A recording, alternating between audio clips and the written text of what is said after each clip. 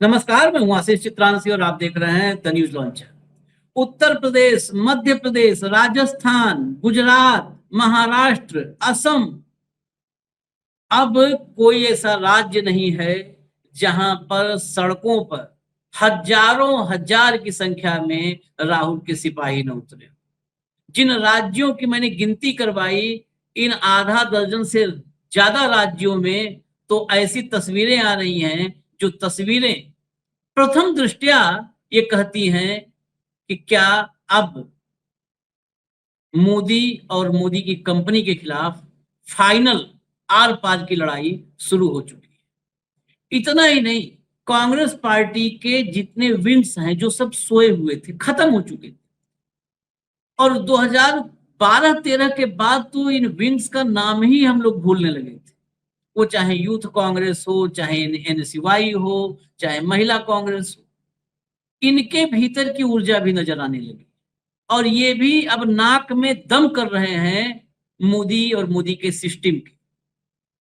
सड़कों पर water cannon, सड़कों पर लाठियां, सब खा रहे हैं, लेकिन कदम पीछे नहीं खींच रहे।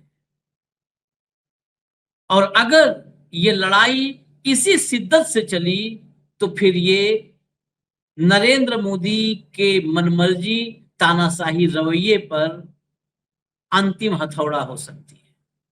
हालांकि अभी इसको मैं सिर्फ और सिर्फ शुरुआत, मतलब ये इसको शुरुआत भी नहीं मानता, शुरुआत का लक्षण मानता हूं कि किसी भी लड़ाई की प्रारंभ के पहले जो वार्म अप होता है वो वार्म अप, इसी वार्म अप में ही कुचल दिया जाएगा, इनका उत्साह, इनका मनोबल तोड़ दिया जाएगा, या इस लड़ाई को अंजाम तक ये पहुंचा पाएंगे।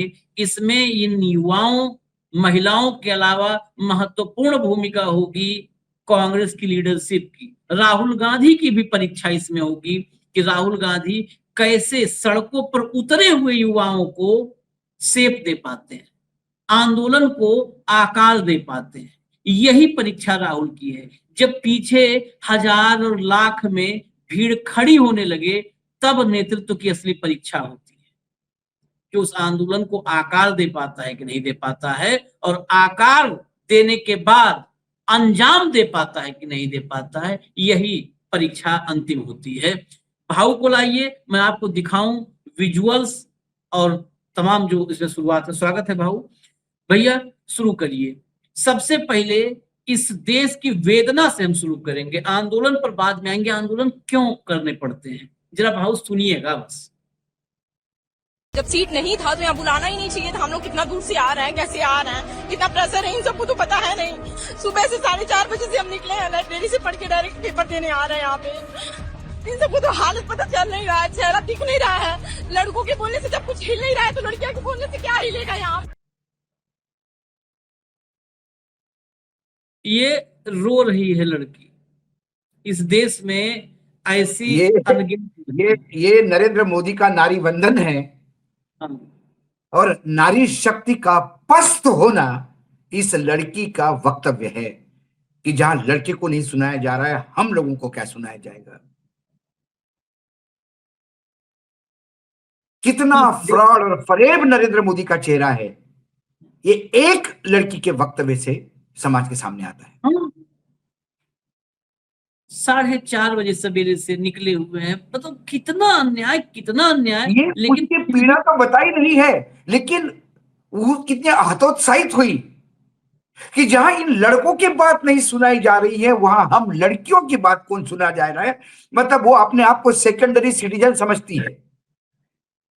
नरेंद्र मोदी ने नारी शक्ति को सनातन धर्म के खिलाफ, मतलब ये सनातन धर्म तो स्त्री, मतलब शक्ति को ही माता मानता है, शक्ति सर्वप्रति है भाई। उस शक्ति को शक्तिहीन होते हुए दिखा मैंने इस लड़की के चेहरे से। ये है वास्तविकता इस देश की। काहे नारी वंदन करते हो भैया, और काहे लाडली बहना। भांजी कितनी पस्त हो गई, जरा मामा देख ले। हमारे यहाँ लिखा गया था, कश्मीर को लेके कभी लिखा गया था कि अगर धरती पर कहीं स्वर्ग है तो यही है, यही है, यही है। आज दावे से हम कह सकते हैं कि धरती अगर पर कहीं नर्क है, नर्क भारत है, के स्वर्ग को अगर नर्क किसी ने बनाया है तो मोदी है, मोदी है, मोदी मोदी है, मोदी है, नर्क बिल्कुल बना के बिल्कुल। रखा, पूरा नर्क बना दिया। एक बार फिर से सुनवा दीजिए, फिर हम आगे दिखाएं बाकी आंदोलन वो क्या होगा, उसका अंजाम वो तो बाद की बात है, लेकिन पहले फिर एक बार सुनवाइए, सुनिए जब जरा। सीट नहीं था तो यहाँ बुलाना ही नहीं चाहिए था। हम लोग कितना दूर से आ रहे हैं, कैसे आ रहे हैं, कितना प्रेशर है, इन सबको तो पता है नहीं। सुबह से 4:30 बजे से हम निकले हैं, लाइब्रेरी से पढ़ के डायरेक्ट पेपर देने आ रहे हैं यहाँ पे। इन सबको तो हालत पता चल नहीं रहा है, चेहरा दिख नहीं रहा है। लड़कों के बोलने से जब कुछ हिल नहीं रहा है तो लड़कियों के बोलने से क्या हिलेगा यहाँ। अब शुरू करिए दिखाना, जरा दिखाना। अभी आपको आगे दिखाएंगे, सिग्नेचर कैंपेन भी शुरू हुआ है, उसका क्या होगा वो भी देखेंगे सरकार के खिलाफ।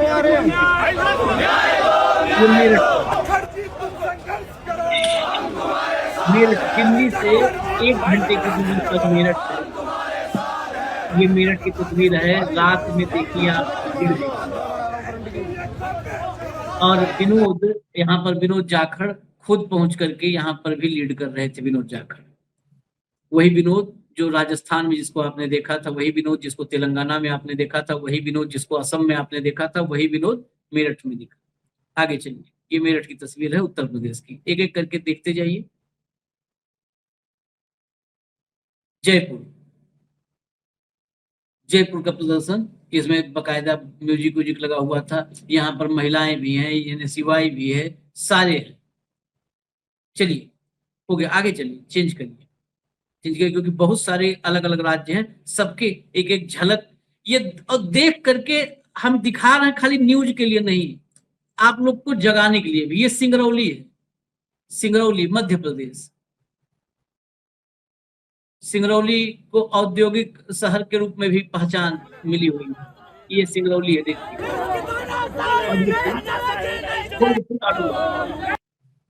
हम सड़क से लेके सुरंग पर लौटे रहेंगे। यूथ कांग्रेस जिंदाबाद जिंदाबाद। किया है पुलिस के गाड़ी में फोन किया, यही एक्सपर्टीज है इसका।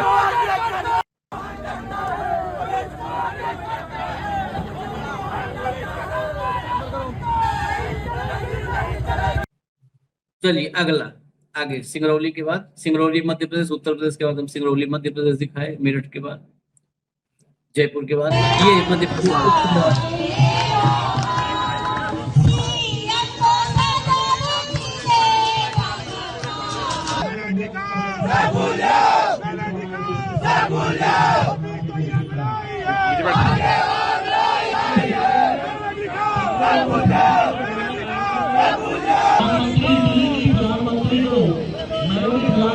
ये मेलोडी बांटना है।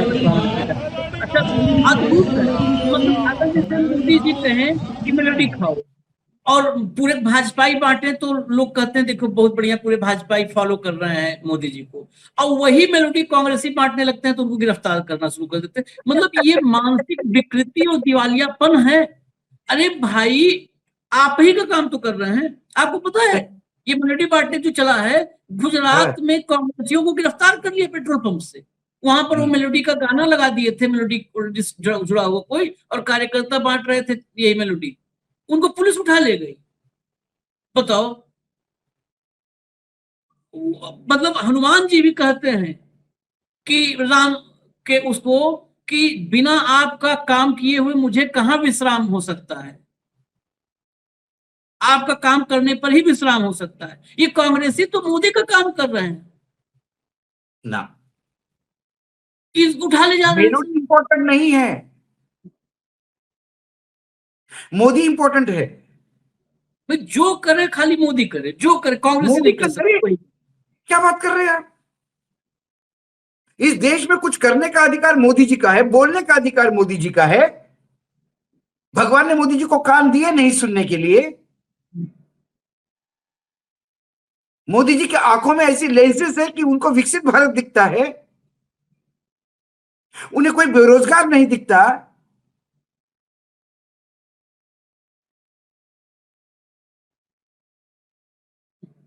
कैसी बात कर रहे हैं आप?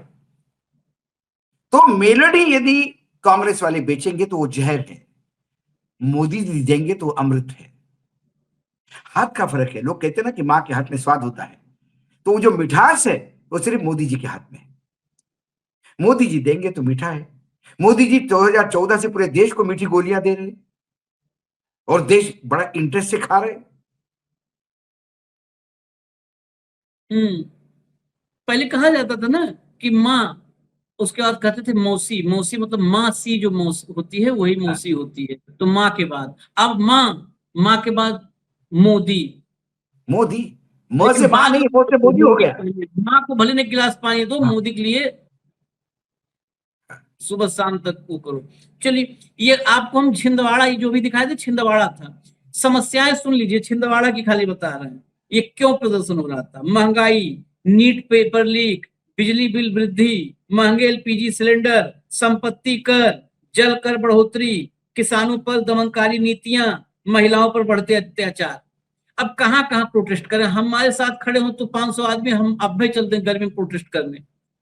हम हालांकि हम तो कर ही रहे हैं, अपना लड़ ही रहे हैं। अभी कल बताया था 27,000 रुपया हमारे घर में कुछ 4 लोग हैं, 4 लोग, माँ है और बेटा। 27,000 रुपया बिजली बिल भेज दिया। चेक करवाए, पता है भाव क्या पता चला, ये क्या हालत बना रखा है। 3,000 यूनिट का एडवांस बिजली बिल भेज दिए।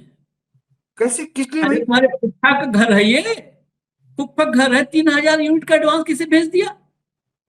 हम तो अभी, हम बहुत सारे तो नहीं, हम तो इसके अंतिम तक लड़ने के लिए, चाहे हम उस बिल के चक्कर में हमारा कपड़ा बिक जाए, हम इनसे लड़ने उसमें है।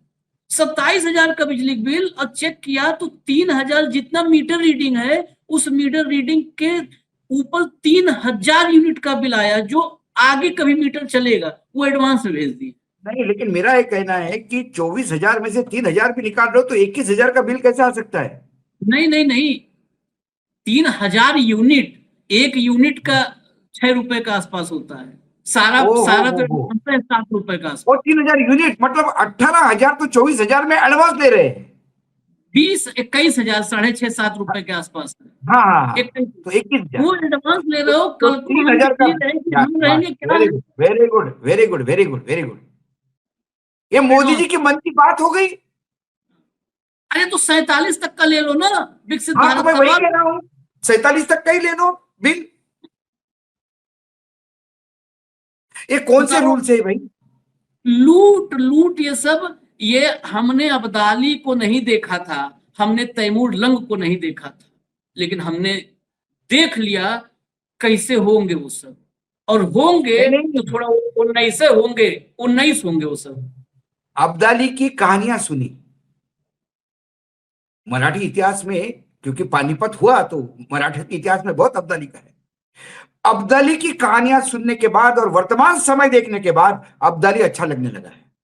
हाँ, सब चंगेज खा, अब्दाली, तैमूर, ये सब तो हल्के नजर आ रहे हैं, हल्के नजर आ रहे हैं। और आगे जरा, अभी तो 3 राज्य हुआ है, जरा आगे चलते हैं। इनके कर्म बताने के लिए बीच बीच में हम लोग रुक जाएंगे।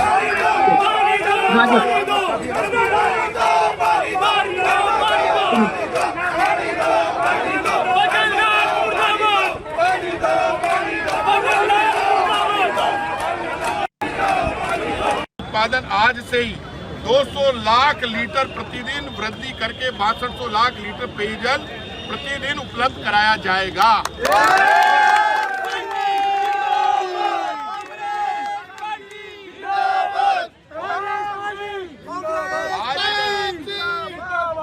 अब आज इन्होंने जो पानी बढ़ाया, बीसलपुर का, जयपुर की प्रॉब्लम सॉल्व होगी।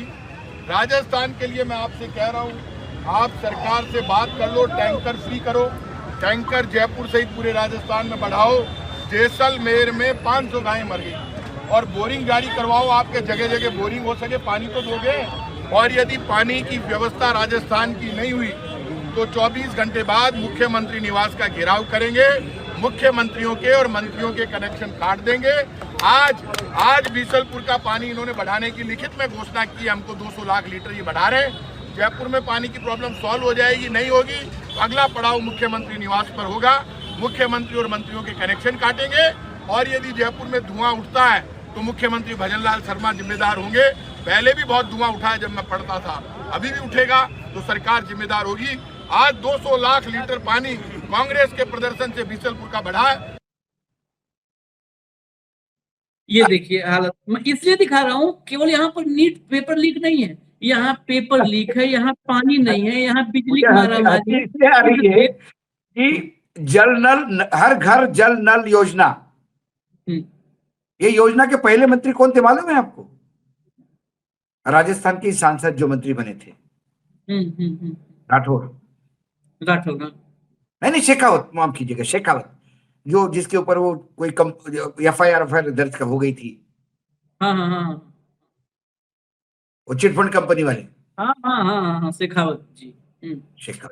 शेखावत जी के समय जल शक्ति मंत्रालय बना और हर घर जल नल योजना ये पूरे देश में लागू करने वाला आदमी अपने मध्य प्रदेश, उसके अपने खुद के राज्य में क्या हाल है जहां डबल इंजन की सरकार है।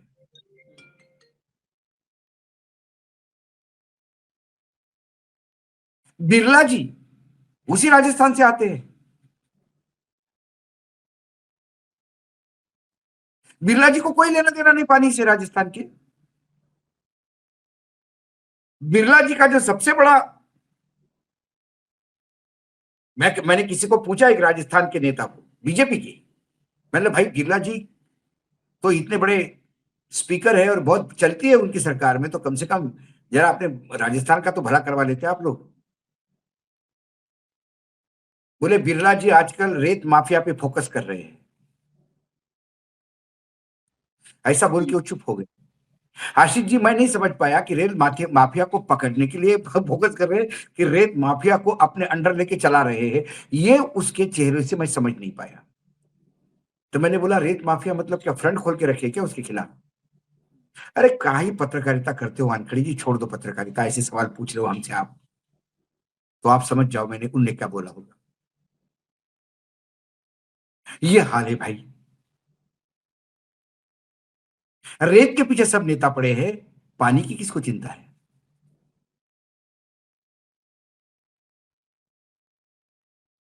गजब गजब गजब। आगे चलिए, देखिए इस देश में आप कल्पना करिए, विकसित देश है हमारा ना, विकसित देश बनने जा रहा है। विरोधी ये सरकार नहीं चलेगी, नहीं चलेगी। मजदूर विरोधी ये सरकार नहीं चलेगी, नहीं चलेगी। और युवा विरोधी ये सरकार नहीं चलेगी, नहीं चलेगी। और महिला विरोधी ये सरकार नहीं चलेगी, नहीं चलेगी। और देश विरोधी ये सरकार नहीं चलेगी। दे न सके जो सरकार निकम्मी है, बिजली पानी दे न सके जो सरकार निकम्मी है। और राहुल गांधी, प्रियंका गांधी जिंदाबाद, जिंदाबाद। बिजली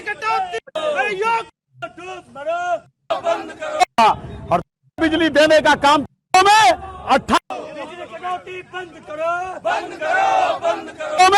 18 घंटे बिजली देने का काम किया जाता था। और दूसरा, बिजली का बिल भी केवल 150 रुपए आता था। गांव के लोग केवल 150 रुपए बिजली का बिल, वो भी 2 महीने में एक बार बिजली का बिल आता था। ये बेईमान जब से आए हैं, ना तो इन्होंने बिजली का उत्पादन केंद्र बनाया, और आज बिजली का बिल स्मार्ट मीटर के नाम पर वसूली करने का काम कर रहे हैं। बिजली बिल तो उत्तर प्रदेश में वाकई बताएं, ये किडनी बेचना पड़ जाएगा कुछ दिन में। नहीं, जो नरक मचा है सब। ये नारे गलत है, नारे गलत है। मैं आज मैं आज योगी जी के साथ हूं, मैं मोदी जी के साथ हूं।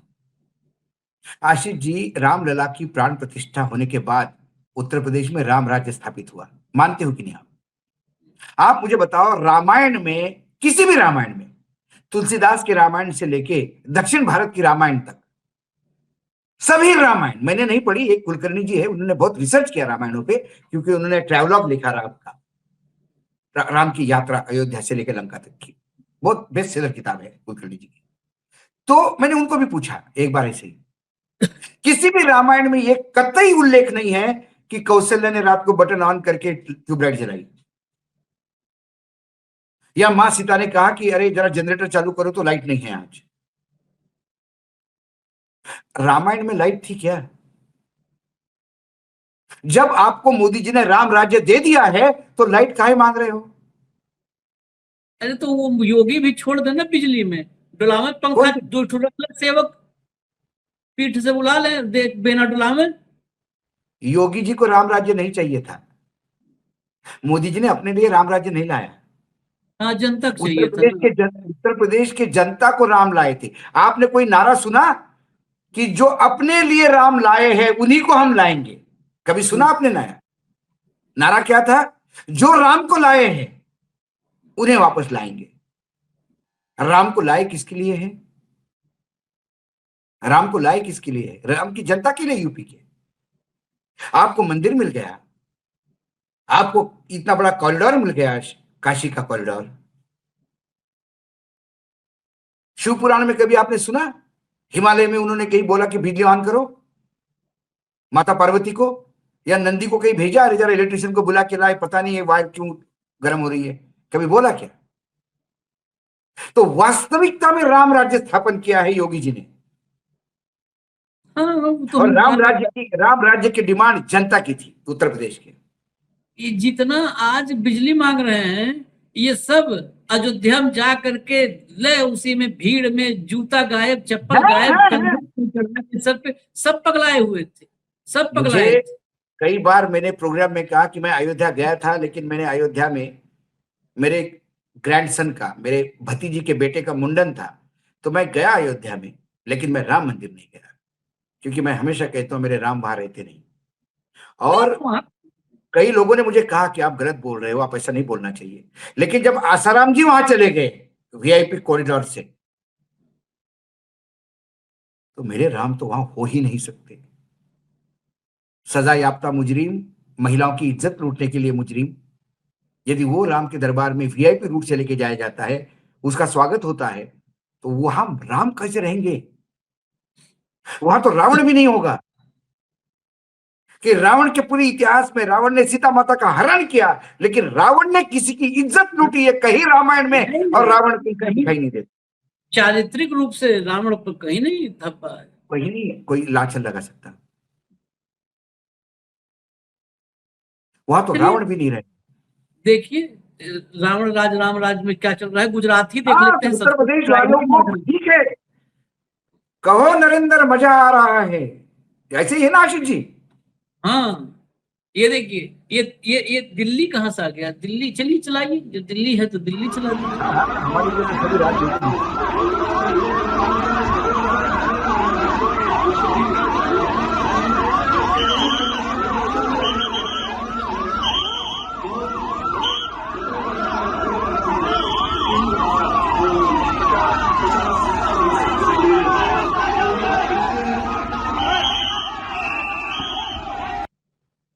हाँ ये बेसिकली क्या है, ये मैं खबर बता दूं, एक बार विजुअल फिर से चलाइए, मैं खबर बता दूं, क्योंकि इतने विजुअल्स में कई बार हम लोग भी कहाँ वाला विजुअल चला, एक बार विजुअल चलाइए। ये सांस्कृतिक समागम जो कर रहे थे ना, ये आदिवासियों को मूर्ख बनाने के लिए, जनजाति और क्या क्या सांस्कृतिक समागम, उसके खिलाफ जो है आदिवासी उतर गए। आदिवासी जो कांग्रेस का आदिवासी विंग है वो उतर गया और जोरदार प्रदर्शन किया कि एक तरफ जंगल काटोगे, आदिवासियों की जमीन छीनोगे, जंगल काटोगे, मारोगे उन्हें और आदिवासी संस्कृति का ढोंग करोगे, ये नहीं चलेगा। तो बीजेपी आदिवासी का जो ड्रामा देश में एक ही आदिवासी मुख्यमंत्री था, उसमें उसको भी फर्जी मुकदमा डाल के जेल में कर दिया लोकसभा में, हेमंत सोरेन को। हाँ। आदिवासी का ही तो झगड़ा है मणिपुर में। अब मणिपुर में कौन सी लड़कियों की इज्जत लूटी, किन लड़कियों के साथ सामूहिक व्यभिचार हुआ, किस सोल्जर के, किस सैनिक के, भारत के मां भारती का जो वहां पे बॉर्डर पे खड़ा होकर संरक्षण कर रहा, उसकी पत्नी की इज्जत लूट के उसका नंगा प्रदर्शन किसने किया? आदिवासी समाज ही तो लूट रहा जा रहा है मणिपुर में, अभी भी आग शांत नहीं हुई। किसी एक आदिवासी को राष्ट्रपति बनाने के बाद आप इस बात को नहीं गारंटी दे सकते कि बस एक को हमने बना दिया और एक टोकनिज्म नहीं चलेगा इस देश में। अडानी को जंगल दे दिए आदिवासी को। छत्तीसगढ़ में जाके देखिए जंगल का क्या सुपड़ा साफ हो गया। महाराष्ट्र के विदर्भ में जाके देखिए कैसा टाइगर कॉरिडोर समाप्त होने के कगार पे है। और ये आदिवासी की बात करेंगे। ये जो है अब अभी ये देखा आपने, अब आगे जरा चलते हैं भैया, अगला दिखाइए महाराष्ट्र। महाराष्ट्र पर तो हमने एक अलग कार्यक्रम किया, लेकिन एक साथ समग्रता से देखिए महाराष्ट्र। शेतकरी उपाशी, फडणवीस मोदी उपाशी। आजपर्यंत हमने सुना था नमक हराम, मगर मोदी जो है वो कांदा हराम निकल गया। काय म्हणाला की मी कांदा खाल्लाय, मी तुमचा कांदा खाल्लाय, मी तुमच्याशी बेईमानी करणार नाही। बेईमानी म्हणजे इमानदारी का बेईमानी? पहा किती बेईमानी केली। मोदी जेव्हा पंतप्रधान झाला, मनमोहन सिंग साहेब गेले, तेव्हा कांद्याचा भाव काय होता? 3,000 2014। आज काय?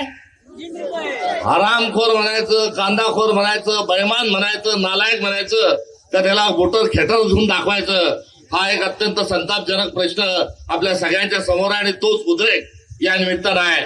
3,000 भाव असा कसा देत नाही, ही भूमिका घेऊन आपल्याला जायचंय। उन्होंने कहा कि जब मनमोहन सिंह की सरकार गई थी तो प्याज का रेट क्या था? उन्होंने कहा कि मनमोहन सरकार गई तो प्याज का रेट क्या था? लोग बोले 30 रुपए। बोले अब क्या है? बोले 12 रुपए।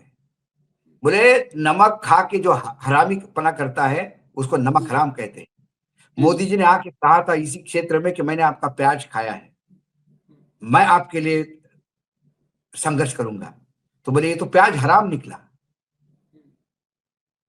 फिर नारे लगे ऐसा कैसा देत नहीं, ऐसा कैसा नहीं देगा रेट, तू घर में घुस के रेट लेंगे तेरे से हम। उसका आशय था उस नारों का। और बाकी तो बहुत उन्होंने भाषा का उपयोग किया। अब क्या करें, जब 50 करोड़ की गर्लफ्रेंड कोई कह देगा, है ना, और कोई हरामजादा और साहबजादा की बात करेगा, जब भाजपा का प्रवक्ता को पूना वाला ऐसा बोल के पुणे की संस्कृति का भी अपमान है। पुणे वाले ने एखादा केस ठोक देना चाहिए कि इसका नाम बदल दो भाई, पुना वाला मत रखो। पुना में है गलत लोग, लेकिन इतने गलत नहीं होते कि किसी दूसरे पार्टी के प्रवक्ता की मां बहन की गाली दे दे। तो अब जब वो भाषा हो गई तो इन्होंने भी बिल्कुल जो भाषा यूज की प्रधानमंत्री के लिए, वो तो दर्शकों ने सुनी ली होगी। तो ये प्याज की लड़ाई है।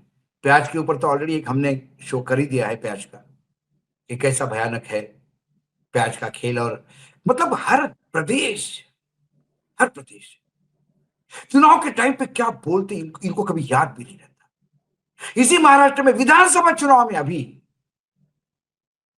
6 रुपए सोयाबीन का 6,000 रुपए किलो का क्विंटल का रेट मैं दूंगा करके आए।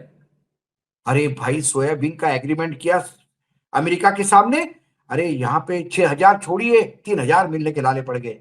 सोयाबीन का किसान मर गया। फिर मरता है तो मेरे लिए मरता है क्या? जब इस एटीट्यूड के साथ इस देश का प्रधानमंत्री राज करेगा तो फिर उपेक्षा ही होनी है। अपेक्षा करना ही मूर्खता है। लेकिन कब तक सहन करेगा? हर चीज का एक लिमिट होता है। लोग आज 42 प्रकोप नवतपा शुरू हुआ है आशीष जी। आज 42 44 छोड़ दीजिए, 45 47 का रेट मतलब टेम्परेचर चल रहा है। रास्ते पे डाबर पिघल रहा है, लोगों की चप्पलें फंस रही है।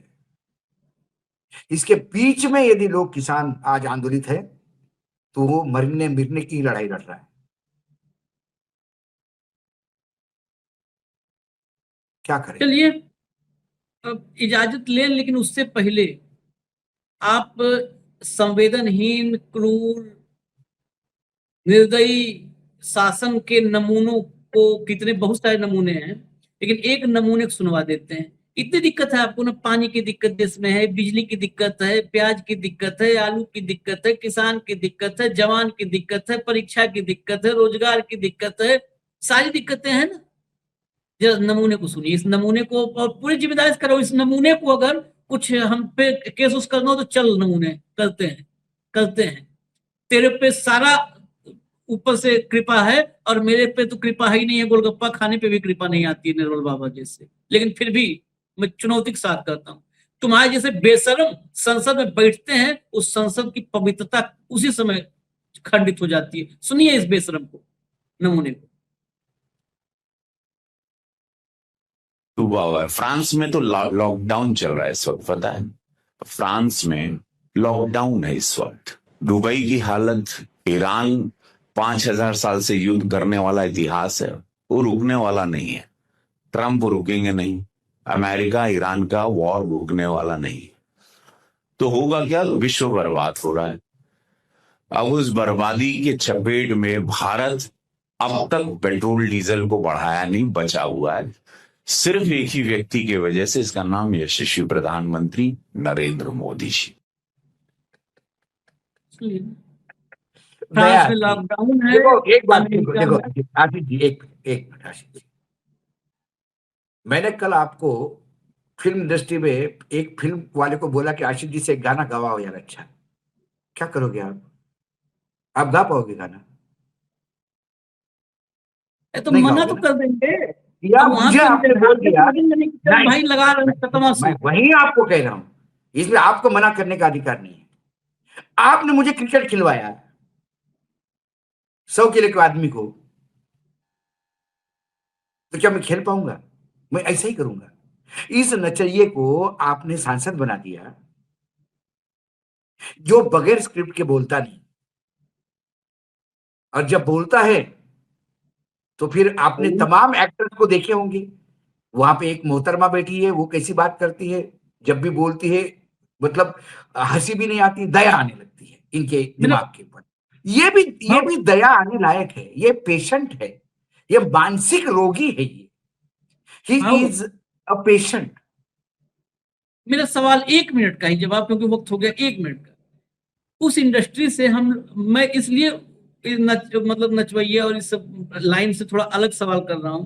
उस इंडस्ट्री से बहुत ही जहीनी, बहुत ही योग्य लोग भी आए हैं। सुनील दत्त जैसा व्यक्ति, जो तमाम राजनेता आज की तारीख में सुनील दत्त के सामने खड़े होने का औकात नहीं है राजनेता के रूप में, वो सुनील दत्त थे। मेरी बात सुनिए। ये पौध जो आई, रवि अरे किशन, बाबा, मनोज तिवारी, आशीष जी, निरहुआ, कंगना, ये लेके आया ना। मैंने क्या कहा आपको? सुनील दत्त को कौन लाया? इंदिरा गांधी लाई। हाँ, जो जैसा था अपने वैसा। अरे अपने सोच विचार और अपने औकात के अनुसार आदमी रहेगा ना साथ में। भाई आप मुझे क्यों बिठाते हो? आपके विचार की जो औकात है उसी हिसाब से मैं बोलता हूं, इसलिए बिठाते हो ना। आप चित्रा त्रिपाठी को तो नहीं बिठाओगे यहाँ पे, अशोक श्रीवास्तव को तो नहीं बिठाओगे यहाँ पे, अशोक वानखेड़े को बिठाओगे। लेकिन आपके जगह यदि कोई और होगा तो बोला वानखेड़े की शक्ल कौन देखता है, काला पीला, किसी एंकर को ले आओ, होगा ना। तो man is known by the company he keeps. तो कंगना रनावत से लेके इस सज्जन तक, मैं इसको सज्जन कहता हूं क्योंकि दुर्जन कहना भी दुर्जनों का अपमान है। तो ये जो बोल रहे हैं अभी और ये जो ज्ञान दे रहे थे विश्व का, एनसाइक्लोपीडिया है ये। तो फ्रांस में लॉकडाउन तो इसकी आईक्यू लेवल, इसकी मानसिक स्थिति का ही इसका नेता है जो इसको लेके आया। तो जब ये फ्रांस में लॉकडाउन करता है, जब ये ऐसी बात करता है, तो प्रधानमंत्री का वो वक्तव्य याद रखो कि मटका उल्टा रख के वो गैस कर दिया। ऑपरेशन सर्जिकल स्ट्राइक के पहले ढोक देने आ गए थे सब सैनिक, बोले प्रधानमंत्री जी बस आखिरी अंतिम आदेश। रामायण महाभारत देखते टीवी पे, वैसे लगला भीष्म पितामह के चरण छूने आए, दाढ़ी वाड़ी बना के, कभी भीष्म समझने लगे होंगे अपने आप को। तो बोले थोड़ा सा लेट हो जाएगा, जरा बादल है। यही तो टाइम है, बादल के पीछे छुप के जाओ। डिफेंस एक्सपर्ट बने, नई टेक्नोलॉजी इजाद की, सारा विश्व हंस रहा था। नाले के ऊपर मटका रखने पे विश्व हंस रहा था। तो उनका लाया हुआ सांसद अच्छी बात करेगा, ऐसा कभी हो सकता है क्या? वो उनसे भी नीचे के लेवल की बात करेगा। तो इसीलिए फिल्म इंडस्ट्री के मैं दत्त साहब का तो सवाल ही नहीं उठता इनसे बात करना, सवाल ही नहीं उठता। चलिए हमें इजाजत दीजिए, ये नमूनों ध्यान मत दीजिएगा, सब इनकी बात, ये फ्रांस में लॉकडाउन लगा रहे हैं, माइक्रो अरे मिल जाए तो इनका इलाज बांध देगा, माइक्रो के सामने पड़ जाए नहीं, फ्रांस में। वो लात नहीं मारेगा, वो फ्रांस का राष्ट्र प्रधानमंत्री है, उसकी लात मारने के लिए भी उसके उस लेवल का आदमी चाहिए। कोई भी किसी को लात नहीं मारता, ठीक है, वो लात मारना भी तो ही समझेगा इनको। ये एंटरटेनमेंट है। अभी इतना आपने देखा देश में क्या आक्रोश है, देश में जो संजीदा लोग हैं उनको कई बार हम हंसते हैं ना, व्यंग कसते हैं, तो लोगों को लगता है कि यार सीरियसली नहीं ले सकते, ज्यादा सीरियसली लेंगे तो आप और हम पागल हो जाएंगे, हम डिप्रेशन में चले जाएंगे। और मैं आपको सिंपल सी बात बताता हूँ, एंड में 25 सेकंड लूंगा। एक पिक्चर आई थी सिंहासन मराठी में, ब्लैक एंड व्हाइट में, सब टाइटल के साथ है, देख लीजिएगा। नीरू फुले ने पत्रकार का काम किया है उसमें, और नीरू फुले की हालत बिल्कुल आशीष जी जैसी थी कि जहां कुछ है वो उसको अंदर से वेदना होती है, और उस पिक्चर के एंड जो है उसमें वो पत्रकार पागल हो जाता है, वो दीवारों पे हाथ मार मार के जोर जोर से ठहाका लगाता है, और वहां पिक्चर एंड होती है। तो वो पिक्चर देखने के बाद मैंने एक बात तय कर ली कि मुझे पागल नहीं होना है।